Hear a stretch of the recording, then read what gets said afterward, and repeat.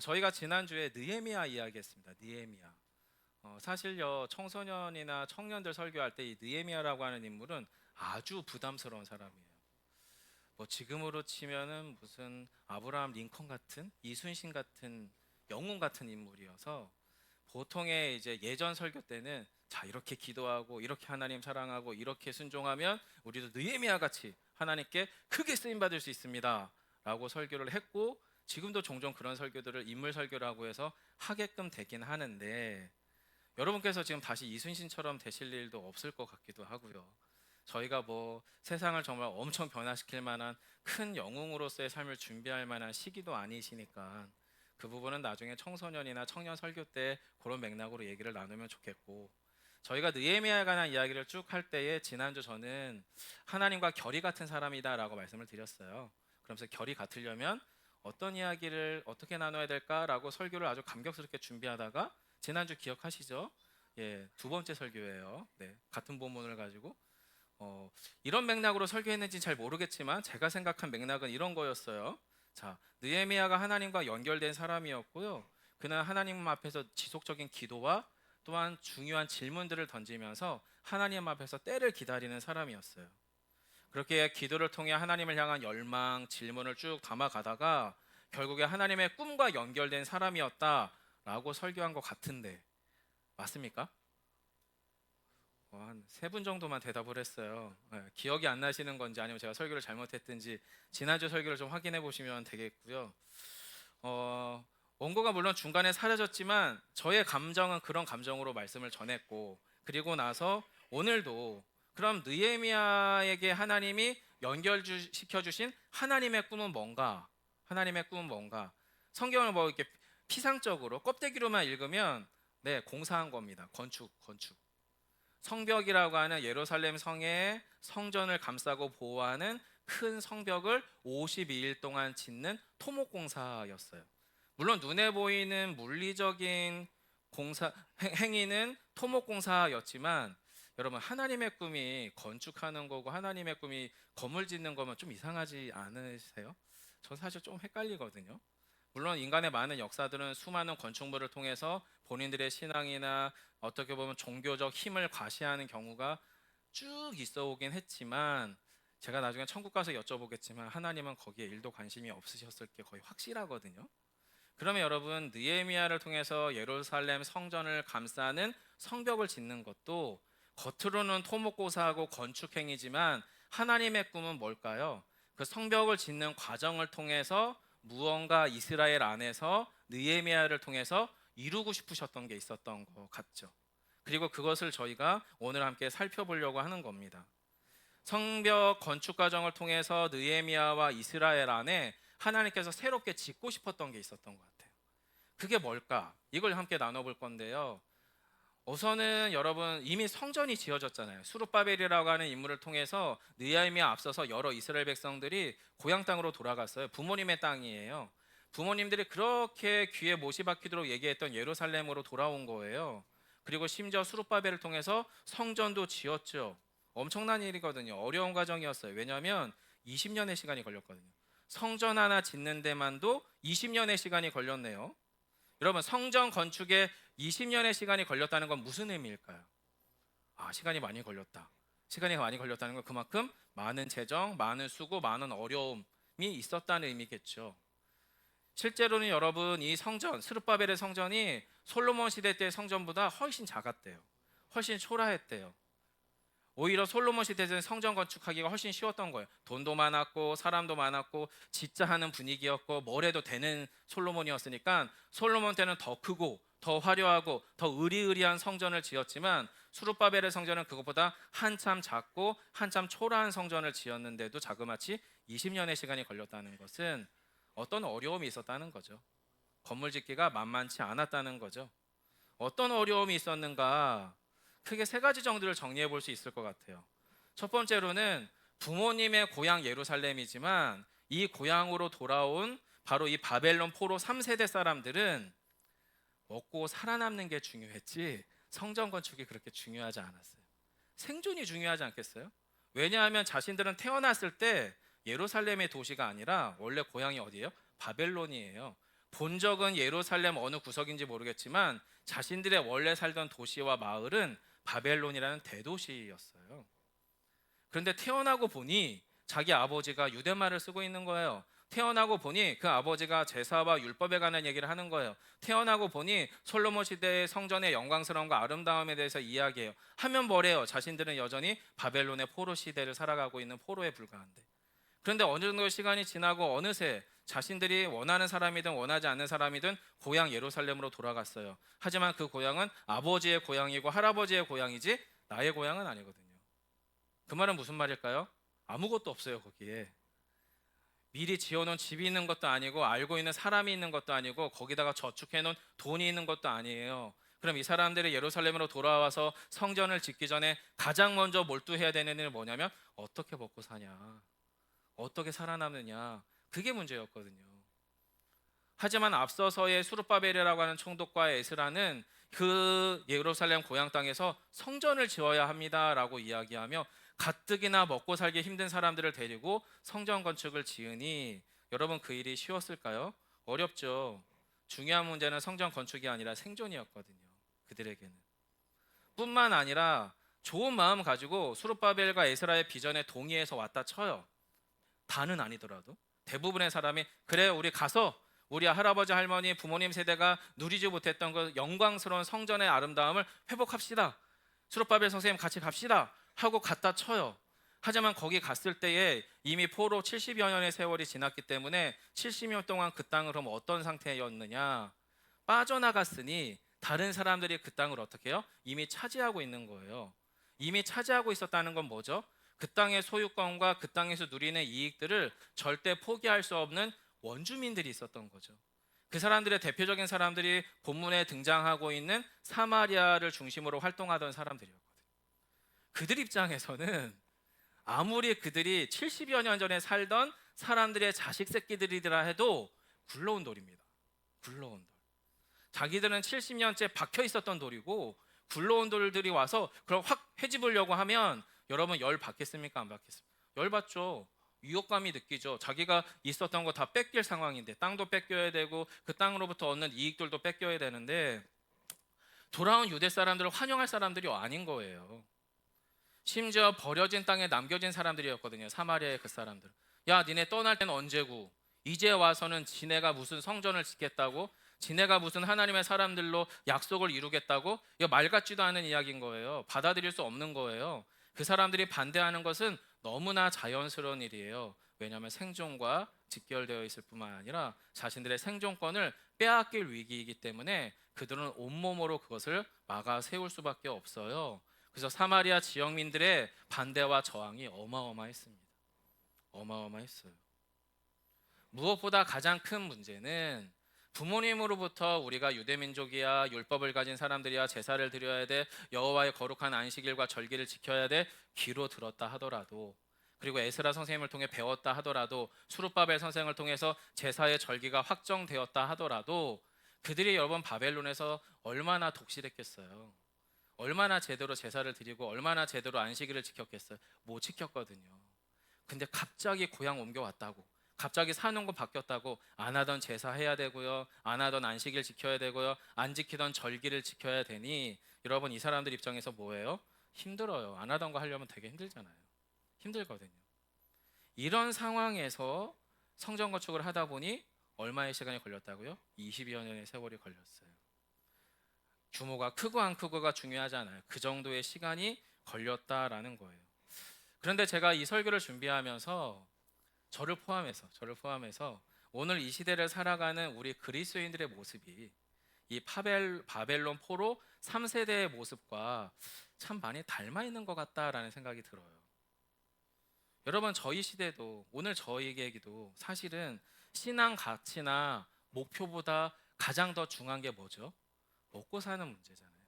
생존이거든요. 그게 나쁜 말은 아니죠. 당연히 살아야 뭐 그 다음에 낭만도 있고 사랑도 있고 행복도 있죠. 살아남아야 되잖아요. 오늘날 이 시대의 모든 그리스도인들이 가장 많이 압박받는 건 뭐냐면 우리가 말로는 또 우리의 삶으로 신앙 가치나 신앙의 목표를 표방하고 산다 하더라도 생존이 담보되지 않으면 우리는 거기서부터 죄책감을 느낄 수밖에 없는 시대를 살아가고 있다는 거예요. 왜냐하면 저희는 태어날 때부터 생존 경쟁의 연속에서 태어나더라고요.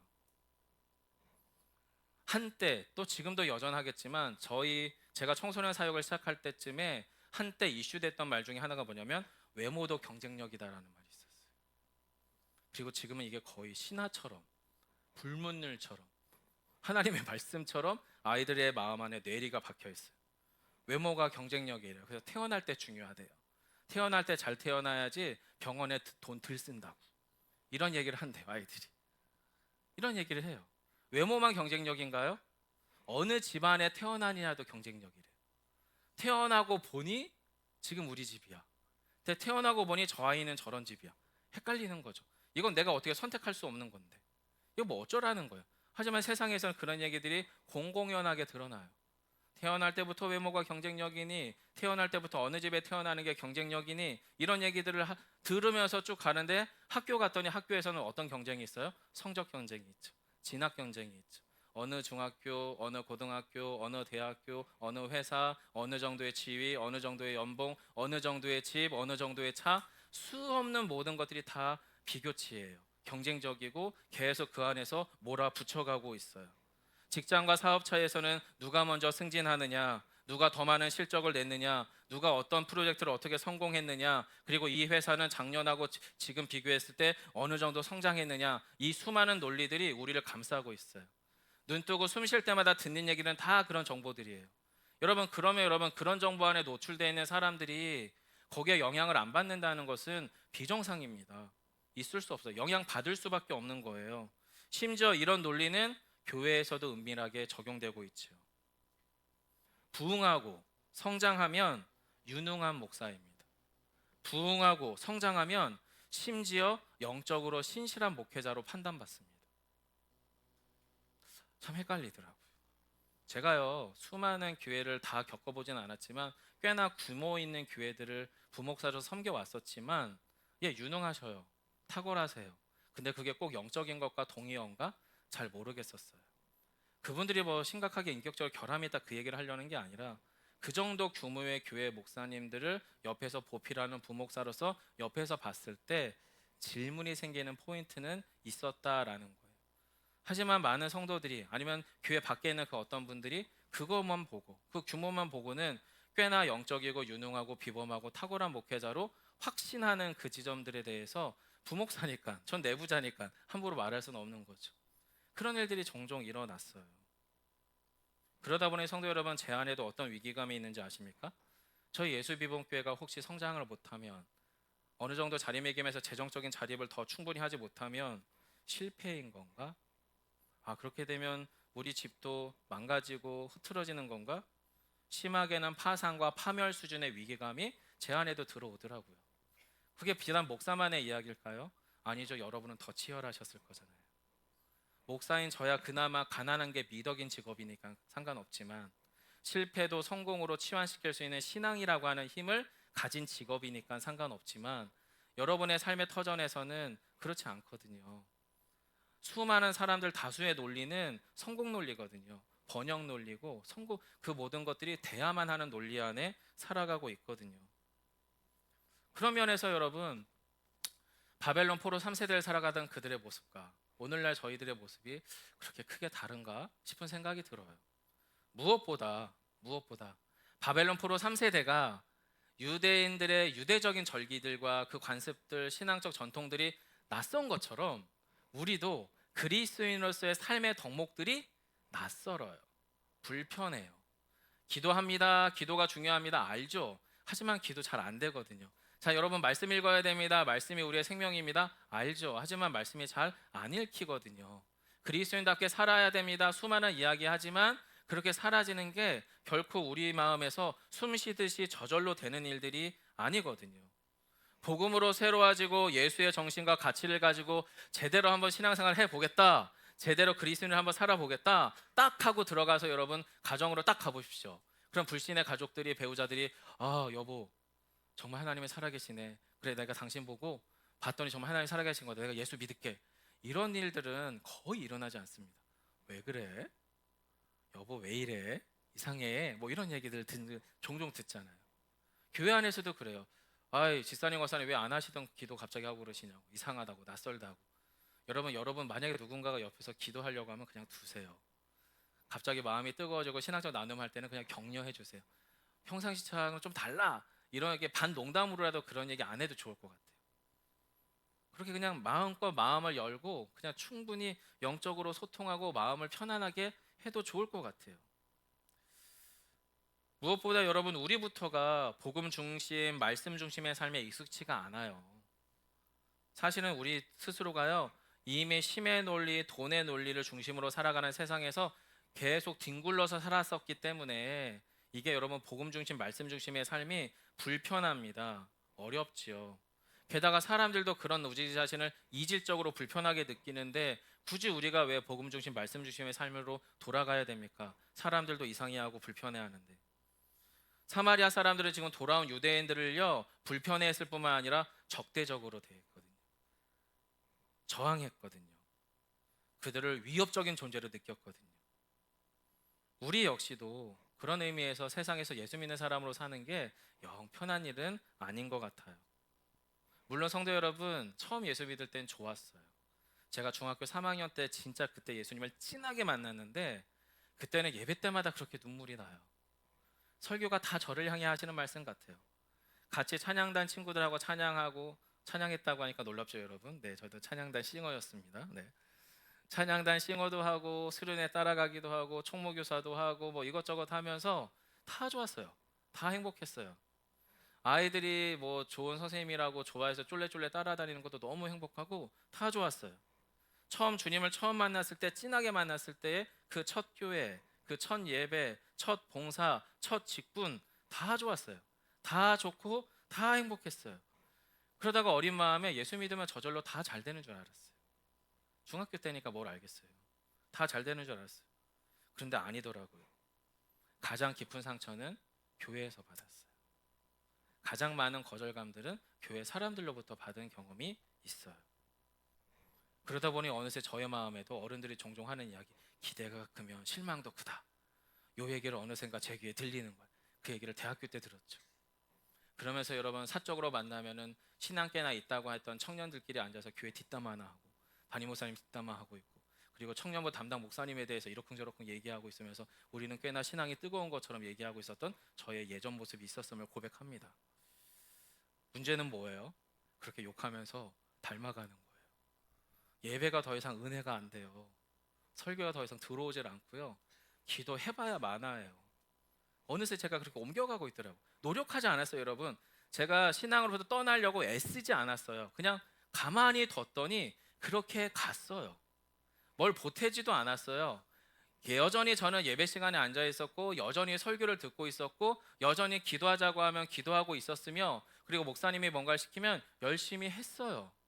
근데 똑같은 걸 하고 있는데 어느새 저는 점점 하나님으로부터 멀어지고 점점 예수님에 대한 사랑은 희미해지며 교회를 다니기는 다니는데 이 교회 다니는 것이 정말 말씀과는 너무 이질적으로 멀어져도 너무 멀어지더라고요.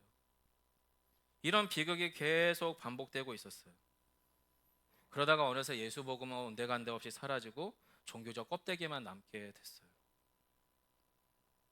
이 일들이 여러분, 목사 때는 안 일어났을까요? 아니요, 은밀하게 지속적으로 일어나고 있었습니다. 제 안에 티가 나지 않았을 뿐, 내지는 안 걸리게 했을 뿐, 제 안에서 그 일들은 지속적으로 일어나고 있었습니다. 신앙 양심과 질문은 외면한 채 형식만 남아있죠. 배운 게 있으니까 주일 성수하는 거예요. 배운 게 있으니까 11조 하는 거고요. 배운 게 있으니까 절기 준수하는 거예요. 배운 게 있으니까 교회 봉사도 했어요. 잘했죠. 열심히 했고요. 칭찬받게 했어요. 하지만 제 안에 있는 종교적 껍데기는 저를 더 이상 자유롭게 하지 못했어요. 여러분, 이런 일들이 지금 이 바벨론 땅에서 돌아온 유대인들 안에서 일어났던 영적 비극인 거예요. 여러분, 그러면 이 사람들이 예루살렘으로 돌아온 게 맞습니까? 성전도 지었네요. 성전 중심으로 뭔가 하기도 해요. 종교적인 퍼포먼스도 해요. 눈에 보여지는 빌딩이 있고 거기에 드나들면서 제사도 드리고 절기도 지키니까 그들이 예루살렘으로 돌아온 게 맞을까요? 성전을 지은 만큼 영적인 유익을 누리고 있나요? 이걸 우리식으로 표현하면 개척에 참여했어요. 작은 개척교회를 섬기기로 결정했죠. 그리고 나서 저와 여러분이 정말 예전보다 더 풍성하고 예전보다 더 넘치는 은혜를 누리고 있으신가요?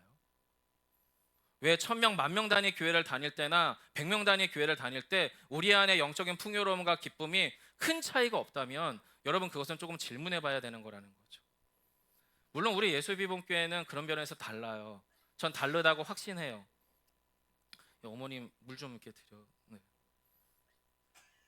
장기침이 있으세요. 그래서 한번 기침을 하면 잘 못 멈춰서 그런 거 좀 이해해 주시면 감사하겠습니다. 그렇더라고요. 근데 예수비봉교회 안에서 조금씩 다른 일들이 일어나고 있어요. 사실은 저는 그렇습니다. 또 여러분도 그러고 있는 것처럼 저는 느껴져요. 이 새가족팀에서 같이 공부한 식구들의 눈빛에서도 그걸 저는 지금 느끼고 있거든요. 자, 이런 혼란스러운 질문. 성전을 짓고 예루살렘으로 돌아왔지만 그들의 삶에서는 그 예전의 그 아름다움과 은혜와 영광은 못 누리고 있는 이 반복적인 상황이 언제요? 느헤미야의 귀에 들려온 거예요. 성전 다 지었고 성전 중심으로 살아가는데 이 이스라엘의 예루살렘으로 돌아간 이 민족들, 우리 형제들 가운데 이 비극적인 일들이 계속 반복된다는 얘기를 느헤미야가 들었던 거예요. 그리고 기도했거든요. 그때 하나님이 어떻게 해요? 느헤미야를 중심으로 성벽을 짓도록 요청하셨어요. 자, 근데 여러분, 성벽은 혼자 지을 수 있나요?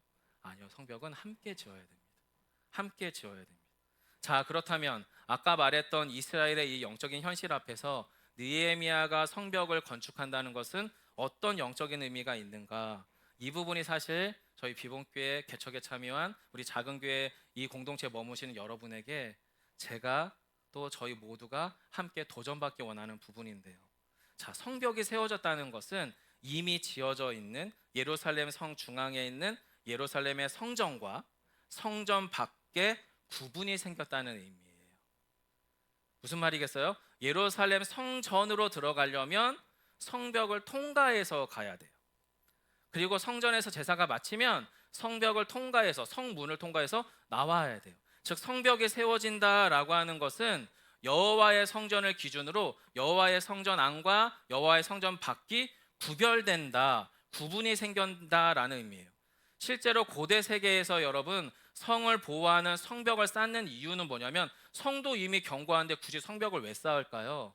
보호해야 될 게 있고 구분해야 될 게 있을 때 보통 성벽을 쌓아요. 즉, 고대 세계에서의 성벽은요, 성벽 안에 있는 사람들을 보호합니다. 그들의 일상과 그들의 문화가 또 그들의 질서가 훼손되지 않도록 방어하는 게 성벽의 기능입니다. 뿐만 아니라 성벽만 지으면 사람이 어떻게 다녀요? 성벽 사이사이에 뭐를 짓죠? 문을 만들어요. 그래서 사람들이 다니는 것은 문을 통해서 다녀요. 성벽을 넘어가는 사람들은 누구예요? 도둑이나 강도거나 외적들이죠. 정상적으로 성 안에 가는 사람들은 성문을 통해 들어가요. 그래서 그 성문 안에서는 어떤 일이 일어나요? 사람이 들어와요. 아, 이 사람 성전 안으로 들어갈 사람? 오케이, 들어가세요. 저 사람 성전으로 못 들어갑니다. 자, 나가세요. 안 됩니다. 사람도 가르고요, 짐승도 가르고요, 재물들도 가리는 거예요. 즉, 사람도 짐승도 재화도 성문을 중심으로 들어갈 것과 들어가지 말아야 될 것이 구별되는 기능을 하는 게 뭐예요? 성벽인 거예요. 무엇보다 예루살렘 성벽 너머에 저 성전의 끄트머리, 지붕이 보일 때 사람들은 뭐라고 느끼는 거예요? 아, 저곳에 여호와께서 함께 계시는 여호와의 전이 있는 곳이야 라고 하는 영적 명소가 되죠. 소위 핫플레이스가 되는 거예요. 예루살렘 성벽이 세워짐으로 예루살렘은 하나님의 성전이 자리한 영적인 명소구나라는 것을 사람들이 어떻게 해요? 인식하기 시작해요. 명실상부한 시온성이 되는 거예요. 명실상부한 여호와의 집이 되는 거예요. 따라서 그 성을 출입하고 여호와의 성전으로 들어가서 제사를 지낸다는 의미, 안식일에 참여한다는 의미, 절기 행사에 참여한다는 것은 선택된 유대인들에게만 일어나는 매우 영광스럽고 신비한 일이 되는 거예요. 성벽 하나 지었다고, 성문 하나 생겼다고 그런 변화가 생기는 거죠. 뿐만 아니라 여러분, 느헤미야의 성벽이 52일에 걸쳐서 완공됐다는 것은 단순히 눈에 보이는 물리적인 건축이 아니에요. 이 성전 건축에 참여한 모든 사람들이 함께 공유한 영적인 집단 경험입니다. 이 영적인 집단 경험을 저희는 뭐라고 표현하냐면 영적인 공동체성이 형성됐다라고 이야기합니다. 오늘 보면 8장 앞부분에서 이 성벽 건축 과정들이 쭉 나오거든요. 어떤 사람들이 참여했는지를 나중에 성경을 통해 읽어보시면 아시겠지만 정말 다양한 사람들이 참여했어요. 어르신들로부터 어린아이에 이르기까지, 남자로부터 여자에 이르기까지, 가난한 사람으로부터 부자에 이르기까지, 어느 한 집안이 참여하기도 하고 어느 한 개인이 참여하기도 했어요. 유대인들이 참여하기도 했지만요, 이방 민족인 이민족들도 참여하기 시작했어요. 여러 다양한 종류의 다양한 형편의 다양한 상황의 사람들이 공통의 목적을 가지고 이 성벽을 통하여 여호와의 정과 여호와의 성전이 회복되어야겠다라고 하는 공동의 비상한 비전을 품은 다양한 사람들이 함께 참여했다라는 거예요.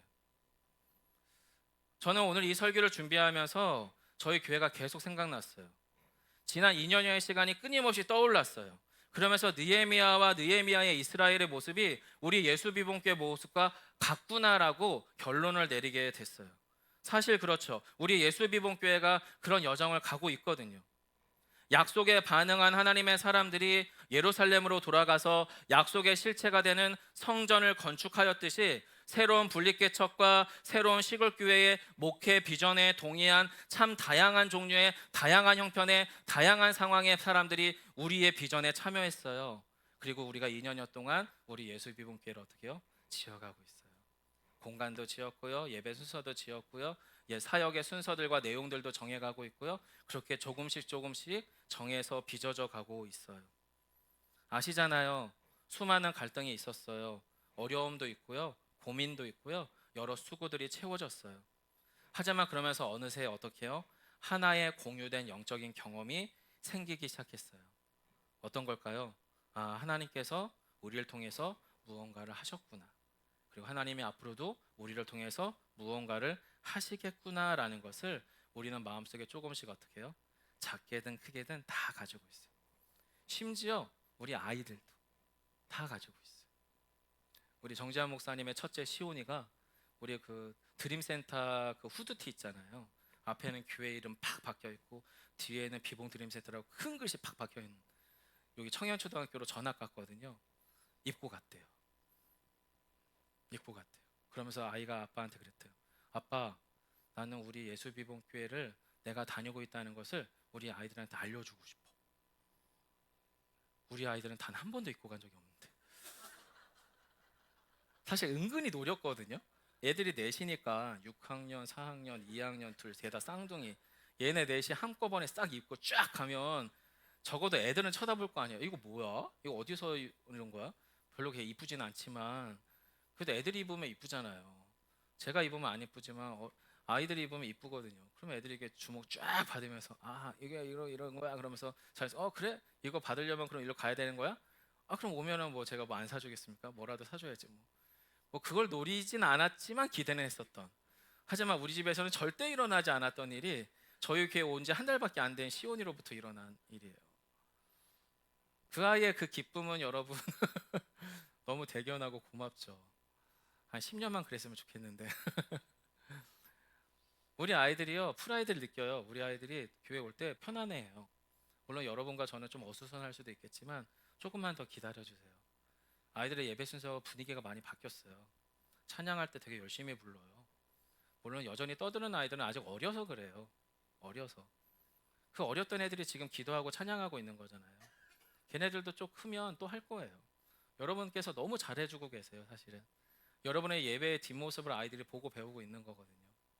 이 아이들의 예배에 집중하고 있다는 건 저와 여러분이 진짜 하나님께 예배하고 있다는 것의 증거이기도 해요. 여러분, 그렇게 그들 안에서 비봉교회 안에 그런 일들이 저는 일어나고 있는 것 같아요. 여러분, 오늘 본문에서도 그 영적 현상이 유심하게 보면 그런 일들이 일어납니다.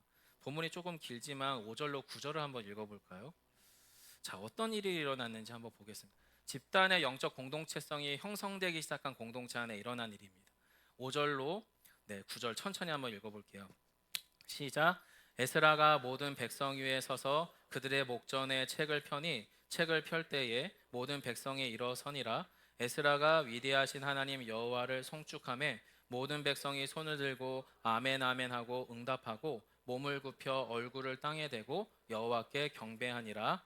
예수아와 바니와 세레바와 야민과 압국과 사부대와 호디야와 마아세야와 그리다와 아사랴와 요사박과 하난과 불라야와 레이 사람들은 백성이 제자리에 서 있는 동안에 그들에게 율법을 깨닫게 하였는데 하나님의 율법책을 낭독하고 그 뜻을 해석하여 백성에게 그 낭독하는 것을 다 깨닫게 하니 백성이 율법의 말씀을 듣고 다 우는지라. 총독 느헤미야와 제사장 겸 학사 에스라와 백성을 가르치는 레위 사람들이 모든 백성에게 이르기를 오늘은 너의 하나님 여호와의 성일이니 슬퍼하지 말며 울지 말라 하고. 아멘. 성도 여러분, 느헤미야 시대 이스라엘 공동체 안에 하나님의 말씀이 공동체적으로 들리기 시작했던 시점은 에스라가 설교했기 때문이 아니에요. 오히려 그 전에 성전을 짓고 성전의 실패를 경험하고 그 상황 안에서 기도하던 하나님의 사람들을 통해서 성벽을 짓는 그 어떤 여정에 함께 참여함으로 공동체적인 영적인 집단 경험이 그들 안에 축적된 상태였어요. 성벽을 지어놨더니 성벽 안에 살 사람과 성벽 밖에 살 사람들이 이제 구분돼요. 그래서 본문의 8장 1절과 또 7장의 앞본문을 보면은 성읍에서 사람들이 그러니까 성읍에 머물렀었다라는 구절이 나와요. 무슨 이야기예요? 성전 다 짓고 성벽 다 짓고 이제 자신들이 살아갈 마을을 다시 짓기 시작한 거예요. 다시 짓기 시작한 거예요. 1절이죠. 이스라엘 자손들이 자기들의 성읍에 거주하였더니 그 시간이 쭉 가는 거예요. 사라지는 거예요. 말씀을 가지고 하나님의 사람답게 사라지는 일들이 내면에서 일어나고 그게 이제 성전을 중심으로 일어나고 자신들의 마을에서 일어나기 시작한 거예요. 그러던 시간이 어느 정도 지나고 나서 느헤미야가 자 여러분 우리 여호와의 성전 앞으로 모이십시다.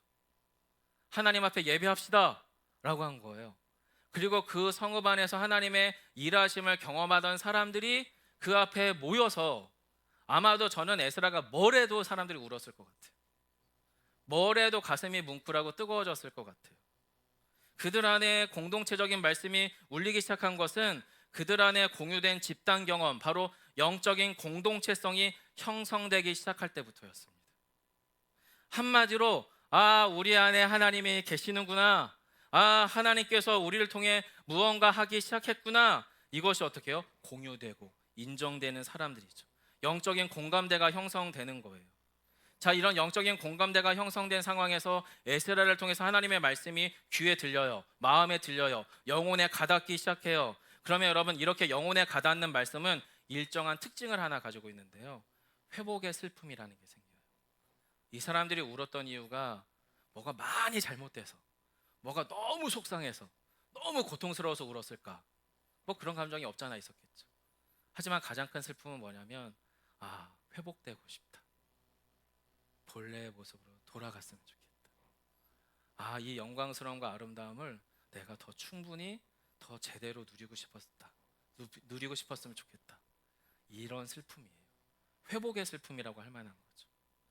본래의 자리로 돌아가고 싶은, 진심으로 가장 아름답고 가장 찬란하며 가장 따뜻했던 본래 원형의 자리. 주님께서 첫사람 아담을 지으시고 보시기에 좋았더라 말씀하셨던 바로 그 자리. 우리가 우리의 품에 있는 자녀들을 보면서 정말 그 기쁨을 만끽하면서도 터져나오는 눈물을 막아세워 했었던 그 감격들. 어떤 지점인지는 다 모르겠어요, 여러분.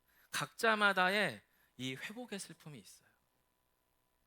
저는 우리 예수비봉교회를 보면서는 사실 그 마음이 계속 들어요. 지난번에도 한번 말씀드렸지만 교역자 설거지할 때 설거지 밥그릇이 늘어났더라고요. 그것 때문에 기쁘기도 했지만 정말 솔직히 기뻤던 것은 저희가 이제 그렇게 봉사하는 사이에 우리 성도들이 식탁에 앉아서 아주 사소한 대화로도 깨르르 웃으면서 정말 행복해 하시고 편안해 하시는 그 상황. 이거 제가 꿈꿨던 교회 모습이에요. 저는 여러분 물론 저도 성장의 욕망이 있는 사람이지만 성장하기 위해서 이런 행복을 놓칠 거라면 저는 그렇게 큰 교회 안 했으면 좋겠어요. 제가 어릴 때 느꼈던 온기는 이런 분위기거든요. 서로 배려하고 기다리고 사랑하고 축복하고 따뜻하게 밥 한 끼 함께 나누는 이거 힘들죠. 집에서도 밥하기 싫은데 교회까지 와서 얼마나 힘들겠어요. 힘들죠. 근데 저는 이게 너무 좋아요. 제가 이게 싫어질 때까지는 어쩔 수 없어요. 계속 할 참이니까. 너무 좋은 거예요. 솔직히 행복해요. 여러분 그렇게 우리가 회복의 슬픔이 좀 일어나면 어떨까? 누구보다 더 잘 살고 싶으신 거잖아요. 그래서 예수 믿으시는 거잖아요. 누구보다 더 행복하고 싶으셔서 예수 믿으시는 거죠. 가정도 행복했으면 좋겠고 교회도 행복했으면 좋겠고 내 삶의 노년이 정말 자녀들에게나 우리 주변 사람들에게 당신 때문에 너무나 좋았어요라고 하는 얘기를 듣고 싶어서 예수 믿는 거잖아요. 그러려면 본래의 자리로 돌아가야죠. 본래 주님이 처음 지으셨던 그 사랑의 관계, 믿음과 소망의 관계로 돌아가야 되잖아요. 누군가는 돌아가야 그걸 느낄 수 있지 않겠습니까? 제 식으로 표현하면 교회 안에서 힘을 좀 빼주세요. 힘을 좀 빼주세요. 예, 물론 어려워요. 세상은 힘의 논리, 돈의 논리로 돌아가다 보니 우리가 힘 빼면 질 것 같아요.